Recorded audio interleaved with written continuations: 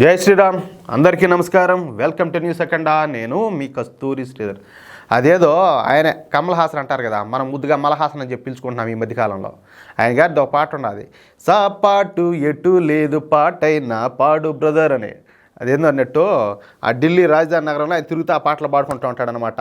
అదే పరిస్థితి ఇప్పుడు డెకాయిట్ సారాయి దొంగటువంటి కేజ్రీవాల్కి వచ్చింది. ఆ పరిస్థితి అంటే ఢిల్లీ గల్లీల్లో తిరుగుతా ఇంకా అడక తినాల్సిందే కేజ్రీవాల్. నేను ఈ మాట ఊరికి అనడంలా, ఈ న్యూస్ చూడండి ఒకసారి కావాలంటే. 2013లో అవినీతికి వ్యతిరేకంగా అంటూ పుట్టినటువంటి ఆమ్ ఆద్మీ పార్టీ బతుకైతే ఇప్పుడు బస్టాండ్గా మారిపోయింది.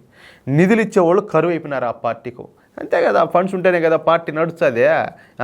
అందులోనూ ఈయన గారు డెకాయిట్ అని చెప్పి అందరికి తెలిసిపోయా. కనీసం తమ పార్టీ ఆఫీసులను కూడా నడపలేనటువంటి దయనీయమైనటువంటి స్థితికి ఈ ఆమ్ ఆద్మీ పార్టీ అయితే చేరుకునేది.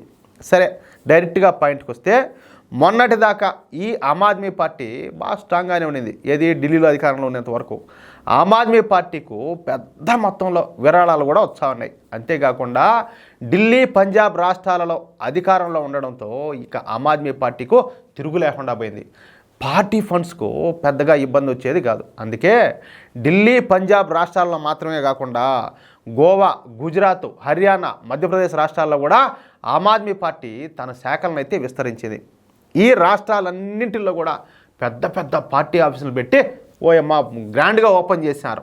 అక్రమ మార్గాలలో వచ్చినటువంటి డబ్బును ఈ ఆమ్ ఆద్మీ పార్టీ ఈ ఆఫీసులకైతే అందిస్తూ వచ్చింది. కానీ మొన్న జరిగినటువంటి ఈ ఢిల్లీ అసెంబ్లీ ఎన్నికల్లో ఇక ఆమ్ ఆద్మీ పార్టీ ఘోరంగా ఓడిపోయిన సంగతి మీకు అందరికీ కూడా తెలిసిందే.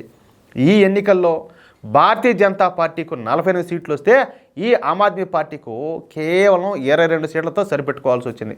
ఇక మా యువనేత ఆధ్వర్యంలో నడుస్తున్నటువంటి కాంగ్రెస్ పార్టీ సక్సెస్ఫుల్గా 0 సీట్లతో ఘన ఓటమిని అయితే మూట కట్టుకునింది.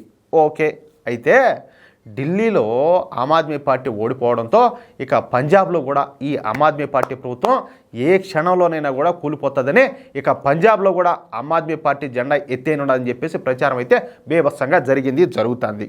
దీంతో ఇక ఆమ్ ఆద్మీ పార్టీకు ఫండ్స్ రావడం నిలిచిపోయినాయి అన్నమాట. ఈ డోనర్లు పార్టీ నుంచి దూరం అయిపోయినారు. ఇక విదేశాల నుంచి ఆమ్ ఆద్మీ పార్టీకు అక్రమంగా ఫండ్స్ రాకుండా కేంద్ర ప్రభుత్వం గట్టిగా చర్యలు చేపట్టింది. దీంతో ఈ ఆమ్ ఆద్మీ పార్టీ ఒక్కసారిగా రోడ్డున పడిపోయింది. తమ పార్టీ ఆఫీసులను కూడా నడపనేటువంటి స్థితికి అయితే చేరుకునేది. అవును, మేమే కాదున్నామా, ఈ కేజ్రీవాల్ బాగా ఈ దొంగ పనులని చేసి ఈ సారా వ్యాపారం చేసి బాగానే సంపాదించినాడు. అయినా కానీ ఆ డబ్బులు ఎత్తకపోయి సొంత బాగా ఎంతో కష్టపడి అవినీతి చేసి ఎన్నెన్నో పనులని చేసి దొంగ జొట్టా పనులని చేసి డబ్బులు సంపాదించుకున్నాడు. ఆ డబ్బులు ఎత్తకపోయి మళ్ళీ ఎందుకు పెడతాడు? పార్టీ కోసం ఎందుకు పెట్టాలా? ఏదైనా బయట నుంచి ఫండింగ్ వస్తూ ఉంటే తీసుకుపోయి ఏమన్నా పెట్టిందుడు. సో జోలు డబ్బులు తీసుకుపోయి పెట్టేదానికి ఆయన మూర్ఖుడా?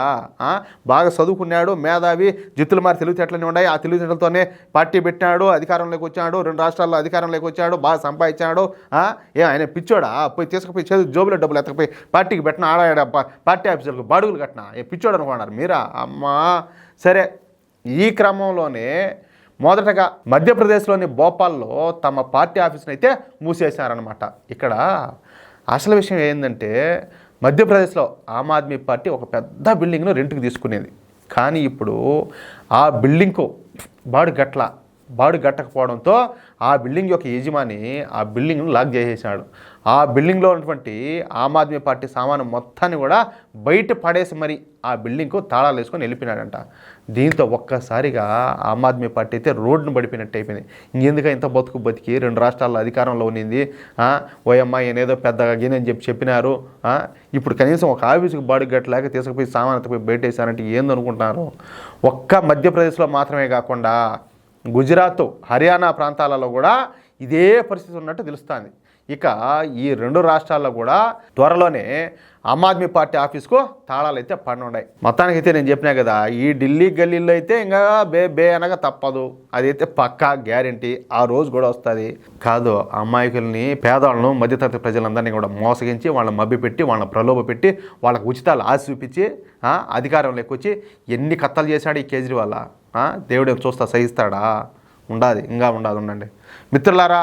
ఈ న్యూస్ కనుక మీకు నచ్చినట్లయితే ఖచ్చితంగా ఈ న్యూస్ నలుగురికి షేర్ చేయండి. అదేవిధంగా ప్రతి ఒక్కరు కూడా మీ యొక్క అమూల్యమైన అభిప్రాయాలు ఖచ్చితంగా కామెంట్ చేయండి. అలాగే ఇంతవరకు మీరు కనుక మన ఛానల్ని సబ్స్క్రైబ్ చేసుకున్నట్టయితే ప్రతి ఒక్కరు కూడా మన ఛానల్ సబ్స్క్రైబ్ చేసుకోండి, సపోర్ట్ చేయండి ప్లీజ్. జై శ్రీరామ్.